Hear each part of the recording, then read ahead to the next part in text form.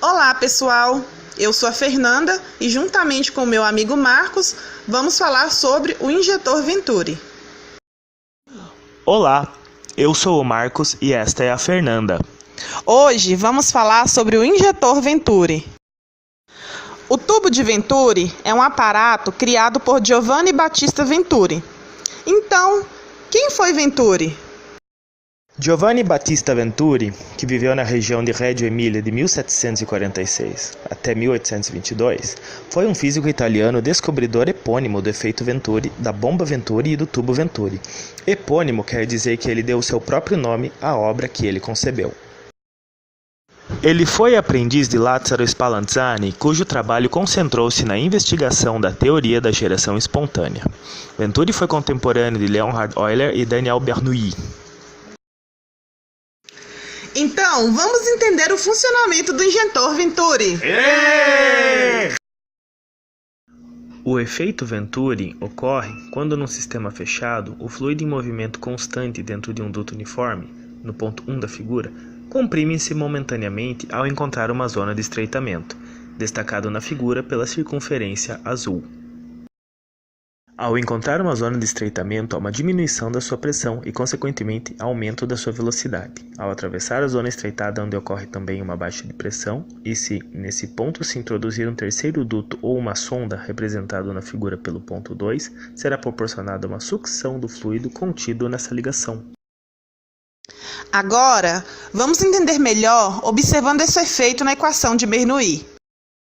Então, recapitulando o que o Marcos disse, o efeito Venturi acontece quando a água ou um outro fluido, ao passar por um tubo e encontrar uma constrição, aqui no ponto 2, neste ponto 2 a água continuará fluindo, mas ela irá fluir mais rapidamente do que ela vinha fluindo antes.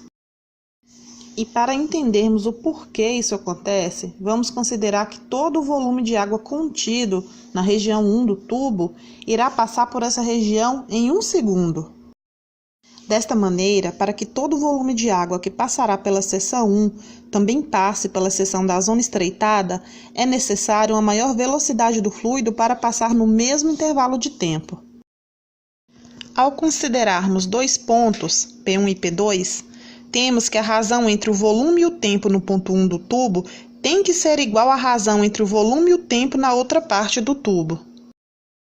No caso aqui, antes do estreitamento e no estreitamento, ou seja, a taxa do fluxo do volume de uma região do tubo tem que ser igual à taxa do fluxo do volume em outra região do tubo.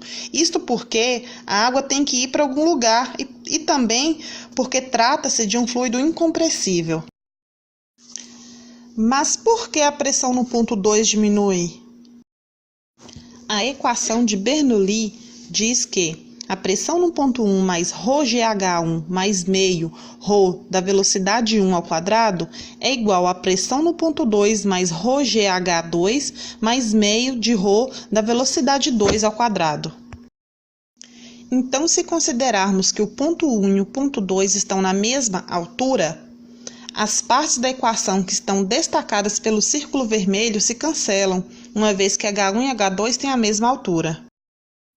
Já sabemos que no ponto 1 tem uma pressão 1 e uma velocidade do fluxo 1, e no ponto 2 tem uma pressão 2 e velocidade 2.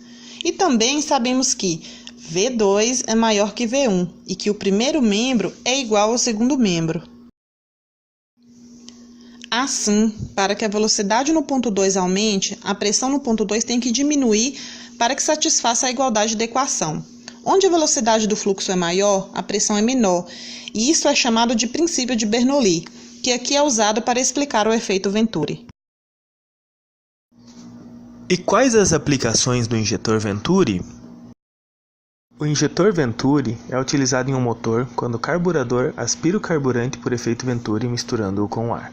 Também é usado para adicionar espumógenos em uma condução de água para a extinção de incêndios. Ele também é largamente utilizado na agricultura em fertirrigação.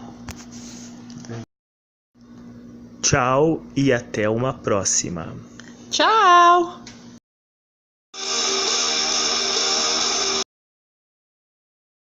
Created using Powtoon.